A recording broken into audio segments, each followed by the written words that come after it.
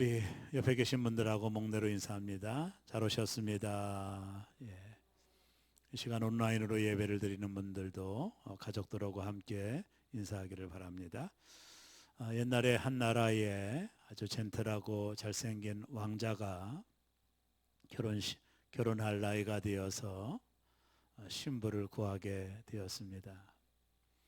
왕자는 신하들의 이야기를 듣고 나라에 공고를 해서 왕자하고 결혼하고 싶은 처녀들은 누구든지 지원하라고 공고를 했습니다. 시간이 지나서 나라의 많은 처녀들이 왕자와 결혼하고 싶어서 지원을 했겠지요. 신하들이 그 수많은 사람들, 수많은 처녀 중에 여러 가지 왕자하고 적당한 처녀들을 최종적으로 7명 정도 뽑게 됩니다. 그리고 나머지 7명 중에 1명은 왕자 보고 선택하라고 위임을 하게 된 거예요. 7명의 처녀들이 왕자 앞에 앉아 있습니다. 그때 왕자가 그 중에 1명을 왕비로 뽑아야 되는데 내가 마지막 당신들에게 질문을 한다면서 질문을 던지게 됩니다. 그 질문의 내용은 뭐냐면 나에게 간절히 원하는 것 한 가지씩을 구해라 라는 질문이었습니다. 이 질문을 들었던 처녀들이 자신들이 원하는 것을 왕자가 다 줄 수 있잖아요. 나라의 왕자니까. 그래서 필요한 것을 이제 구하기 시작합니다. 그 중에 어떤 처녀는 내가 농사지을 밭이 없으니 밭을 달라고 구한 분도 있고, 또 어떤 처녀는 내가 농사지을 논을 달라고, 또 어떤 처녀는 저희 집은 집이 없기 때문에 집을 달라고 구하는, 자신의 필요에 따라 왕자에게 구하게 됩니다. 근데 마지막 처녀 하나가 왕자에게 이렇게 말하는 것입니다. 저는 아무것도 필요 없습니다. 저는 오직 왕자 한 분만 필요합니다. 왕자는 이 마지막으로 말했던 이 처녀의 대답을 듣고 자신의 왕비로 이 처녀를 낙점하게 돼요. 여러분, 이 처녀는 얼마나 지혜로워요. 왕자를 얻으면 모든 것을 얻는 것이죠. 그런 처녀의 지혜를 왕자가 보고 그 처녀를 낙점했다라고 하는 이야기입니다. 오늘 저는 여러분들은 하나님으로 만족하시나요? 아니면 하나님이 주시는 것 때문에 만족하시나요? 이런 큰 주제를 가지고 오늘 본문을 통해 말씀을 나누며 은혜를 받고자 하는 것입니다. 오늘 우리가 읽은 본문의 내용을 잠깐 제가 소개하면은요, 예수님께서 이방지기였던 두로와 시돈 지방으로 가시게 돼요. 지도를 보면 알다시피 두로와 시돈 지방은 유대 땅에서 좀 멀리 떨어져 있는 곳입니다. 예수님께서 왜 이 먼 곳까지 발걸음을 옮기셨는지 그것을 오늘 본문을 통해서 우리가 좀 살펴보려고 하는 것입니다. 이방 지역이었던 이 두로와 시돈 지방에 가셔서 예수님은 한 여인, 마음에 소원이 있는 한 여인을 만나게 됩니다. 특별히 이 여인은 자신의 딸이 흉악한 귀신이 들려 고통하는 여인이었어요. 어떤 목사님이 이런 얘기 하더라고요. 한국에는 4개 교단이 있다. 기독교, 불교, 천주교, 대학교. 부모들이 자신의 자녀가 대학에 들어갈 수만 있다면 뭐든지 하는 나라, 그 대학교가 종교다. 이렇게 말하는 얘기를 듣고 한참 속으로 웃었습니다. 자식이 잘 될 수 있다면 부모는 어떤 것이든지 할 수 있는 것이죠. 오늘 본문에 나와 있는 이 여인도 자신이 흉악한 귀신의 걸림으로 인하여 얼마나 본인도 고통이고 그 자녀를 바라보는 이 엄마의 마음이 얼마나 고통스러웠겠습니까? 부모라면 다 이해가 되는 말씀이라고 봅니다. 근데 이 이방 여인이 자신의 문제를 가지고 자신의 딸을 고쳐달라고 예수님께 말씀하고 있는데, 이 본문을 좀 더 이해하기 위하여 그 당시 종교적인 상황들을 좀 헤아려 볼 필요가 있습니다. 유대 땅 외의 나라는 다 이방 나라였습니다. 하나님은 유대 민족을 하나님의 자녀 선민으로 선택한 것이죠. 그리고 나머지 이방 민족은 유대인들이 바라볼 때 개처럼 짐승처럼 여겼습니다. 왜냐하면 저들은 태어나자마자 하나님을 모르고 살다가 또 하나님을 모르고 죽기 때문에 이방 사람들은 짐승과도 같다라고 유대인들은 생각한 것입니다. 그 배경에는 선민 사상이 있는 것이죠. 그래서 유대인들은 이방 사람들 모두를 짐승처럼 취급하던 시대입니다. 그 이방 땅에 예수님이 가신 거예요. 거기에 한 이방 여자가 예수님께로 와서 자신의 딸의 병을 고쳐달라고 간청을 합니다. 이것은 이해가 되지 않는 간청입니다. 이런 거와 마찬가지입니다. 제 아내가 있는데요, 제가 어디 길을 가는데 어떤 여자가 나보고 여보하고 부르고 따라온다면 난감한 일이죠. 그건 말도 되는 일이 아닙니다. 이방인들은 하나님을 소유한 백성들이 아닙니다. 그런데 예수님께로 찾아와서 예수님께 뭔가를 간청하는 것은 법도에 어긋나는 것입니다. 더군다나 예수님은 유대인이요 하나님의 아들로 이 땅에 오지 않았습니까? 근데 이방인 여인이었던 이 여인이 예수님께 내 딸이 병에 걸렸으니 고쳐달라고 간청하고 있는 것은 법도에도 어긋나는 일이지요. 예수님도 말씀하지 않습니까? 내가 이스라엘에 잃어버린 양 외에는 다른 데로 보내심을 받지 않았다. 나는 유대 민족을 위해서 왔지 너와 같은 이방인을 위해서 내가 하나님이 나를 보낸 것은 아니다. 이렇게 말씀하셨어요. 그럼에도 이 여인은 끝까지 간청을 합니다. 그때 예수님께서 자녀의 떡을 취하여 개들에게 던짐이 마땅치 않다. 아주 일격을 가하는 말씀을 하셨어요. 이 말은 이 여인에게 있어서 좀 더 이상한 얘기는 아니에요. 자기와 같은 이방 사람들은 유대인으로부터 짐승 취급을 받았기 때문에 특별한 얘기는 아닙니다. 너무나도 당연한 얘기예요. 근데 예수님을 하나님으로 믿고 있는 이 여자 입장으로는 난감한 예수님의 대답이었거든요. 그때 이 여인의 대답이 정말로 압권입니다. 저는 본문을 묵상하며 어떻게 이방 여인이 이런 대답을 할 수 있었을까? 저도 깜짝 놀랐거든요. 이 여인이 뭐라고 대답하냐면 주여 올소이다마는 개들도 제 주인의 상에서 떨어지는 부스러기를 먹나이다. 여러분, 이 말씀, 이 여인의 대답에 예수님이 엄청난 충격을 받았습니다. 그리고 예수님께서 이 여인을 향하여 내 믿음이 크다, 내 소원대로 되라. 딸도 낳았고 이 여인이 하나님을 만나는 놀라운 축복도 누리는 것이 오늘 본문이에요. 왜 예수님은 이 여인에게 믿음이 크다고 하셨을까? 많은 사람들이 끝까지 포기하지 않고 간구하는 여인의 태도를 보고 믿음이 크다라고 말했을 것이라고 생각해요. 틀린 말은 아니죠. 그러나 저는 오늘 좀 더 이 여인을 좀 깊이 나누고자 하는 것입니다. 이 여인의 대답이 왜 예수님에게는 믿음이 크다라고 하는 대답을 받았는지 그 부분을 좀 살펴보려고 합니다. 오늘 본문은 두 종류의 사람들이 등장을 해요. 그 중에 첫째는요, 유대인들이에요. 제가 아까 모두에 말했듯이 이 유대인들은 하나님의 언약 백성입니다.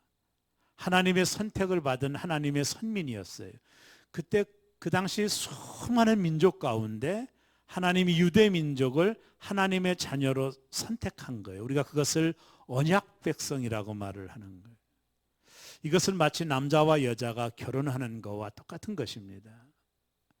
결혼할 때 혼인서약을 하듯 하나님과 이스라엘 사이에 혼인과의 관계를 맺은 거예요.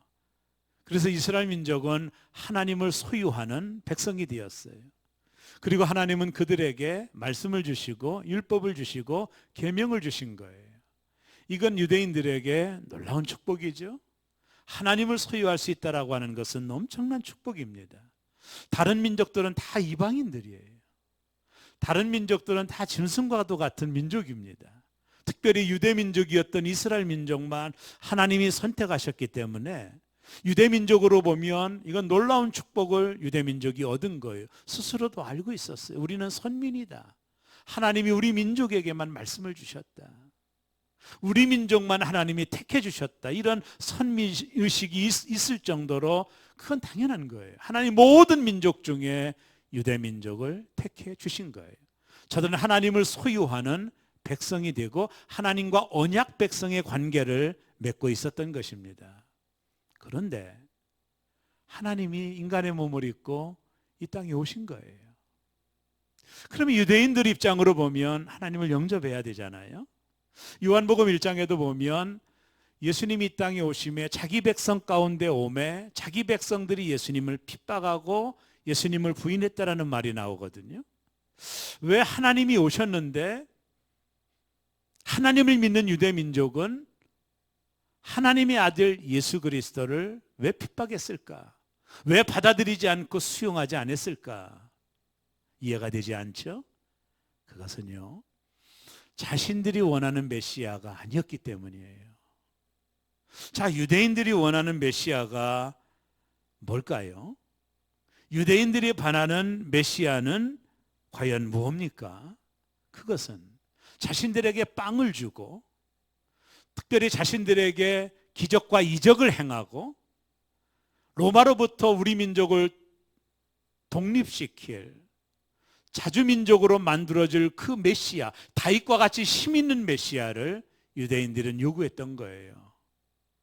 그런데 예수님께서 거기에 부응하지 않자 예수님을 핍박하고 예수님을 시기하고 나중에는 예수님을 십자가에 매달아 죽게 만들게 되는, 하나님을 죽였어요.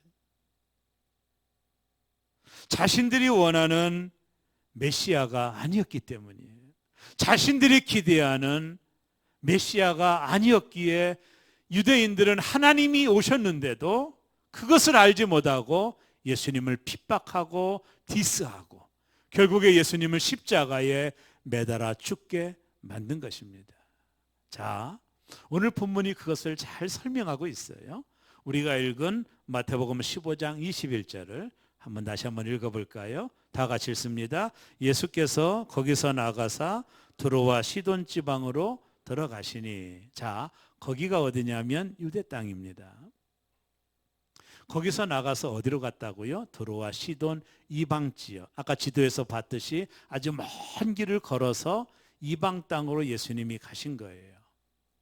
자, 이것은 아주 특별한 경우입니다. 예수님 스스로도 나는 이스라엘의 잃어버린 자를 위하여 오셨기 때문에 이방 땅으로 가시면 안 돼요. 이게 전도하러 가신 것도 아니에요, 실은요.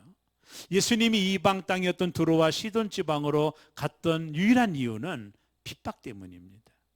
오늘 본문이 전장에 나와 있는 이 마태복음 전장에 나와 있는 내용들을 읽어보면 예수님은 끊임없이 유대인으로부터 핍박을 받아요. 손을 씻지 않는 문제 때문에 율법으로 정죄를 당하고 끊임없이 유대인들이 예수님을 디스합니다. 그 핍박이 너무나도 심하게 된 거예요. 그것이 오늘 본문 앞장에 나오는 내용들이에요. 읽어보면. 그러니까 예수님은 유대인으로부터 유대인이지만 심각한 핍박을 당했고 예수님은 이 핍박을 피하여 이 두로와 시돈 지방으로 예수님이 가신 것입니다. 왜 유대인들은 예수님을 핍박했다고요? 그들이 원하는 메시아가 아니었기 때문입니다. 그들이 바라는, 그들이 꿈꾸는 메시아가 아니었기 때문에 예수님을 핍박한 거예요. 그러나 예수님은 유대 민족에게, 하나님의 택함 받은 하나님의 백성들에게 하나님을 주시고자 했고 하나님을 그들에게 충분히 그 하나님과의 관계를 주고자 했지만 이들은 예수님을 통해 떡을 원했고 빵을 원했고 기적과 표적을 원했고 결국에는 우리 민족을 로마로부터 독립시킬 강한 메시아를 원했는데 예수님이 그런 것을 주지 않자 예수님을 핍박하고 천국에 가서는 예수님을 십자가에 매달아 죽게 만드는 일을 하게 된 것입니다. 예수님은 유대 민족들에게 하나님 자신을 주고 싶어 하셨어요. 하나님과의 관계, 선민으로서 하나님의 자녀가 누리는 이 축복들을 주시기를 원했지만 유대인들은 예수님에게 그것보다는 표적과 기적, 우리 민족을 유대로부터 독립시킬 것에 더 관심이 있고 그것을 예수님이 주지 않자 제자들조차도 예수님을 떠나가고 유대인들이 예수님을 핍박했던 것입니다. 사랑하는 여러분, 저와 여러분은 하나님을 어떤 목적을 가지고 따라오시나요? 하나님께서 우리의 소원을 이루어 주시고 우리가 원하는 것들을 주시고 어떤 때는 기적도 행해 주시고 이런 것들을 원하고 혹시 하나님을 따라가고 있지는 않나요? 그래서 이런 것들이 내게 주어지지 않을 때 실망하게 되고 이런 것들이 내게 없어질 때 우리는 절망하게 되고 혹여 하나님을 불평하고 원망하고 있지는 않으신가요? 여러분은 하나님을 어떤 목적으로 따라가시나요? 유대인들은 자신들이 원하는 것을 채워주지 않자 예수님을 핍박했고 예수님은 그 핍박을 피하여 두로와 시돈 지방으로 갈 수밖에 없는 경우가 생기게 된 것입니다. 이게 첫 번째 유대인의 모습이었어요. 이제는 두 번째는 이방 여인입니다. 이 여인은요, 두로와 시돈 지방에 사는 이방 여인이에요. 이 여인은 유대 땅에서 있는 예수님에 대한 이야기를 아마 기독량으로 들었던 것 같아요. 이곳까지 소문이 난 걸 보면 예수님에 대한 이야기를 듣고 야, 나도 내 딸이 병에 들었는데 나도 예수님 좀 만나고 싶다 이런 소원이 있지만 여러분 이방인들이 유대 땅에 들어올 수 없잖아요. 마음을 가지고만 있었지만 예수님께 나갈 수도 없고 그러던 차에 예수님께서 이 두로와 시돈 지방을 들어오신 거예요. 이 소식을 듣고 이 여인이 예수님께로 찾아가서 예수님, 내 딸이 흉악한 귀신이 들렸으니 내 딸을 고쳐달라고 간청하고 있는 거예요. 예수님은 한 말씀도 하지 않으셔요. 이유가 뭐예요? 예수님은 유대인들을 위해서 오신 거예요. 당신 스스로도 말씀하셨어요.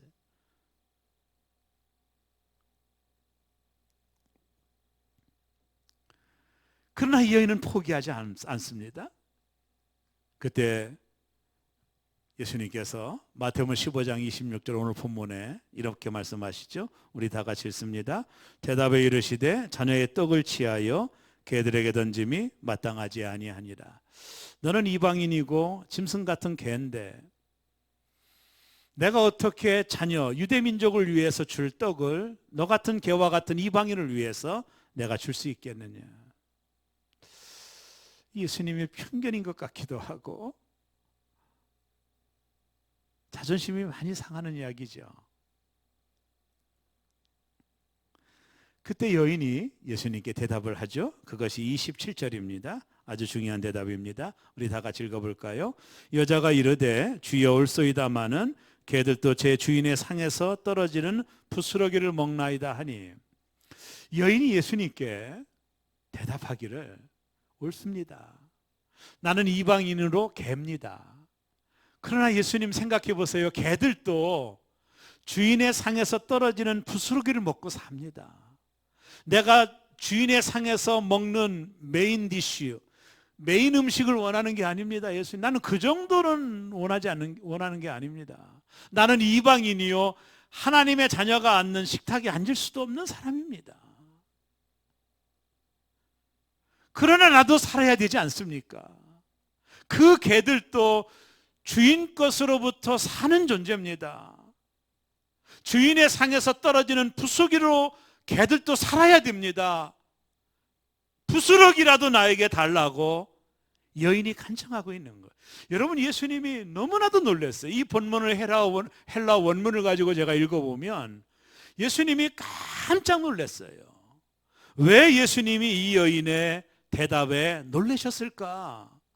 이 여인이 끝까지 포기하지 않는 태도 때문일까? 그보다 더 큰 뜻이 있어요. 자, 먼저 예수님께로 이 여인이 나올 때 여인이 예수님을 뭐라고 부르는지를 주목해야 돼요. 마태복음 15장 22절입니다. 우리 다 같이 한번 봅니다. 주 다윗의 자손이요. 이건 놀라운 고백이에요. 여러분, 다윗의 자손이라고 하는 것은 그 당시 다윗의 후손에서 메시아가 난다라는 일반적인 대답인데 그 앞에 주라고 하는 단어를 쓰고 있어요. 여인이 주 다윗의 자손이요 라고 예수를 부르고 있는 것은 이건 예수님에게 엄청난 충격적인 여인의 고백입니다. 여러분, 주라는 게 뭡니까? 이게 아도나이라는 뜻이거든요. 아도나이는 뭐예요? 하나님이라는 뜻입니다. 하나님의 백성이었던 유대인들은 예수님을 이렇게 부르지 않았어요. 근데 이방 여인이요 하나님을 알지 못했던 이 미천한 여자가 예수님을 향하여 주 다윗의 자손이요 당신은 하나님이신 메시아입니다 라는 고백이에요. 여러분, 이게 엄청난 고백인 거예요. 그것도 이방인의 입에서 이런 고백이 나오는 것은 엄청난 고백을 하고 있는 것입니다. 자, 그러고 나서 이 여인이 뭘 원하고 있죠? 떡을 원하나요? 부스러기를 원하나요? 잘 들어보세요. 부스러기를 구하고 있지요. 개들도 제 주인의 상에서 떨어지는 부스러기를 먹나이다. 여인은 부스러기를 구하고 있죠. 정말 그럴까요? 그렇지 않아요. 이 여인이 정말로 원했던 것은 부스러기가 아니에요. 떡이에요. 이 떡은 누가 먹을 수 있죠? 하나님의 자녀만이 그 식탁에서 먹을 수 있는 거예요. 자기 같은 이방인 개는 먹을 수가 없는 거예요. 이 여인이 정말로 원한 것은 하나님의 식탁에 앉아서 하나님의 자녀가 되는 축복인 거예요. 이걸 너무나도 원했지만 나는 이방인으로서 하나님의 자녀가 앉는 식탁에 앉을 수 없는 존재라는 걸 알고 있는 거예요. 내가 원하는 것은 하나님의 자녀가 되는 거예요.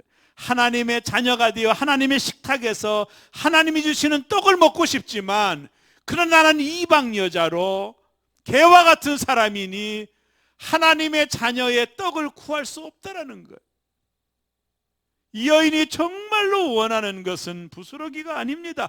누가 부스러기를 구합니까? 떡을 구하지. 이 여인은 정말로 원하는 것은 떡이었어요. 하나님의 자녀가 되어 하나님의 식탁에서 하나님을 누리는 걸 더 원했던 거예요. 근데 자신은 이방인이요 개 같은 사람이었기 때문에 하나님의 자녀가 앉는 메인 식탁에 앉을 수가 없었던 거예요. 그렇다면 부스러기라도 달라고 하는 거예요. 그러나 이 여자가 정말로 원한 것은 부스러기가 아니에요. 떡이에요. 하나님의 자녀가 되는 거예요. 이해가 되세요? 제 아들이 저를 찾아와서 아빠, 저 자전거 한 대 사주세요. 너무나도 자전거가 갖고 싶어요. 그러면서 아들이 내가 이제 가난한 전도사 시절에 걸 알고 아들이 이렇게 말합니다. 자전거 안 되면 그냥 장난감 자전거라도 사주세요.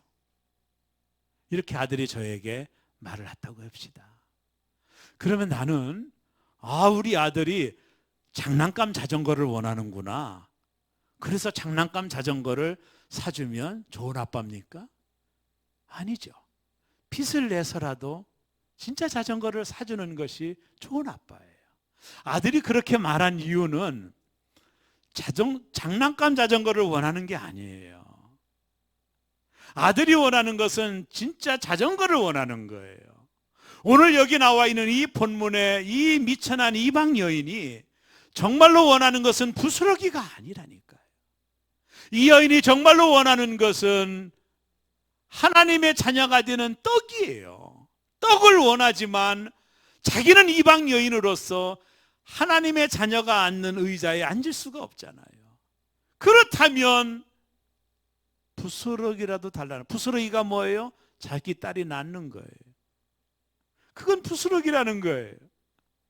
내가 정말로 원하는 것은 떡이라는 겁니다. 하나님 자신을 원한다라는 겁니다. 하나님의 자녀가 되어 하나님의 식탁에 앉아 하나님과 교제하는 것, 하나님으로 기뻐하는 것, 하나님으로 행복하게 하는 것.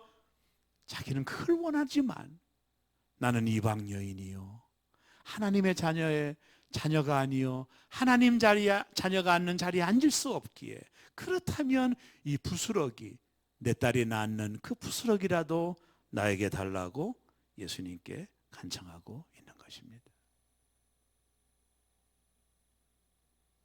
예수님이 충격을 받은 거예요. 여러분, 유대인들은 표적과 기적, 이 부스러기거든요. 유대인들은 이 부스러기를 떡으로 알고 구하고 있었던 거예요. 예수님께. 뭐가 부스러기고 뭐가 떡인지를 유대인은 모르고 있었다는 거예요. 정말로 하나님이 주고 싶은 것은 나의 백성, 나의 자녀, 하나님과의 관계, 하나님이 떡이라는 겁니다. 그것을 누리고 있었던 유대인들은 예수님을 향하여 부스러기와 같은 표적과 이적, 이런 것들을 구하고 있는 거예요. 그것이 떡인 걸로 착각하고 있었던 거예요. 근데 이방 땅에 왔더니 한 여인이 정말로 떡이 무엇인지를 알고 있었던 거예요. 예수님이 충격을 받으신 겁니다. 여러분, 유대인들은 예수님한테 늘 표적을 원했잖아요. 그럼 부스러기거든요. 그때 예수님 뭐라고 말씀했어요? 내가 요나의 표적밖에 보일 것이 없다. 이들은 끊임없이 광야에서 자신의 조상들이 먹었던 만나를 원했어요. 표적이거든요. 하늘에서 떨어지는 만나. 근데 예수님은 그것은 부스러기라는 거예요. 예수님이 너무 답답해서 요한복음 6장 35절에 이렇게 말씀합니다. 예수께서 이르시되 나는 생명의 떡이니 내게 오는 자는 결코 줄이지 아니할 터이요 나를 믿는 자는 영원히 목마르지 아니하리라. 내가 떡이라는 거예요. 내가 생명의 떡이라는 거예요. 그러나 유대인들은 끊임없이 광야에서 먹었던 만나, 이 표적, 이것을 구하고 있었다는 거예요. 내가 생명의 떡인 예수가 오셨는데도, 떡이 오셨는데도, 영원히 줄이지 않는 떡이 오셨는데도 필요 없다라는 거예요. 부스러기를 떡으로 착각하고 있어요. 예수님이 이방 땅에 왔더니 정말 떡이 뭔지를 아는 여인을 만난 거예요. 예수님이 깜짝 놀랐어요. 이 보통 믿음이 아니거든요. 유대인들은 부스러기를 떡으로 알고 구하고 있었는데 이 여인은 정말 떡이 뭔지를 구하고 있었던 거예요.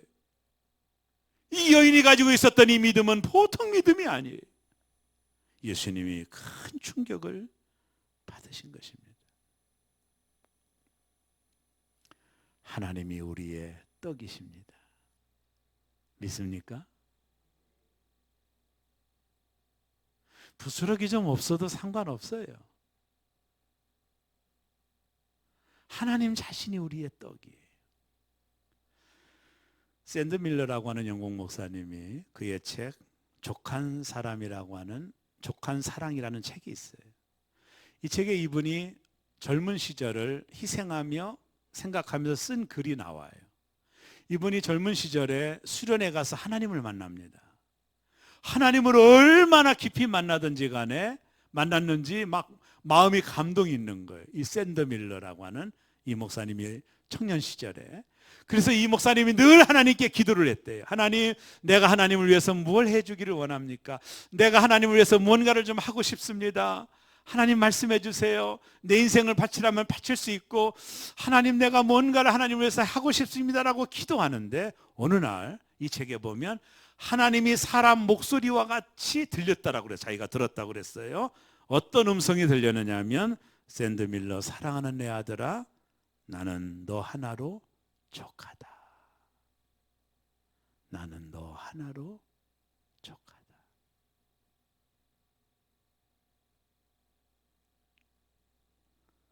이때 샌드 밀러가 하나님께 기도해요. 하나님, 나도 하나님 한 분으로 족합니다.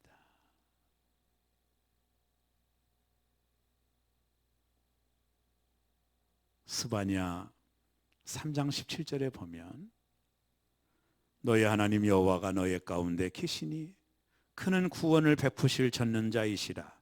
그가 너로 말미암아 기쁨을 이기지 못하시며 너를 잠잠히 사랑하시며 너로 말미암아 즐거이 부르며 기뻐하시리라 하리라.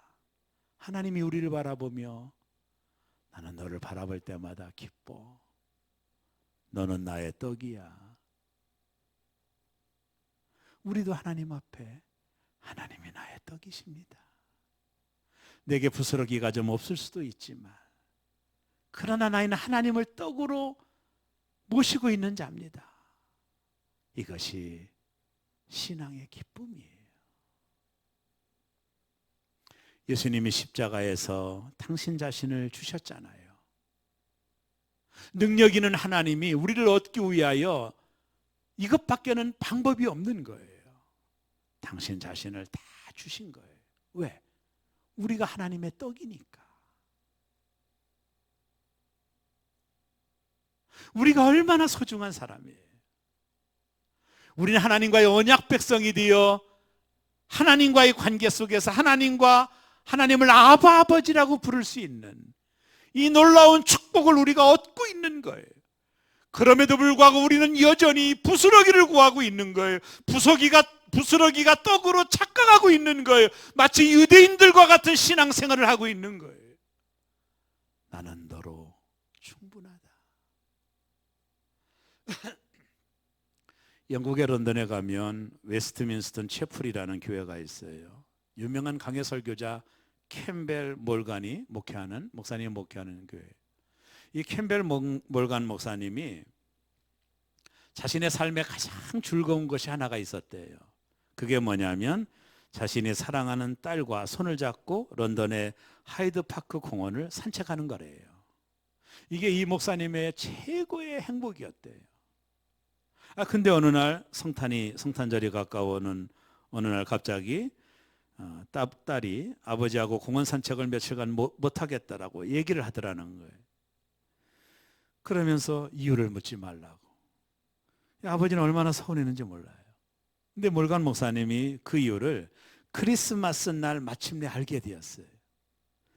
사랑하는 딸이 아버지에게 드릴 성탄 선물을 아버지가 신으실 슬리퍼를 만드느라 시간이 필요했던 거예요. 성탄절 아침 이 선물을 받으면서 몰겐 박사가 딸에게 이렇게 말했다고 합니다. 사랑하는 딸아, 너무 고맙다. 이걸 만들어내고 얼마나 수고가 많았니? 그런데 정직하게 말하면 이 아빠는 슬리퍼 선물보다 내가 너와 더불어 손잡고 산책하는 것이 훨씬 더 좋단다.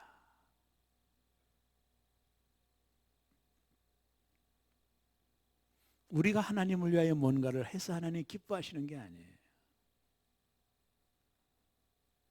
우리가 하나님의 자녀가 되어 하나님이 마련한 식탁에서 말씀을 먹고 날마다 하나님과의 관계가 깊어지고 날마다 하나님과 아름다운 토크, 대화를 나누는 것, 이것을 하나님이 원하시는 거예요.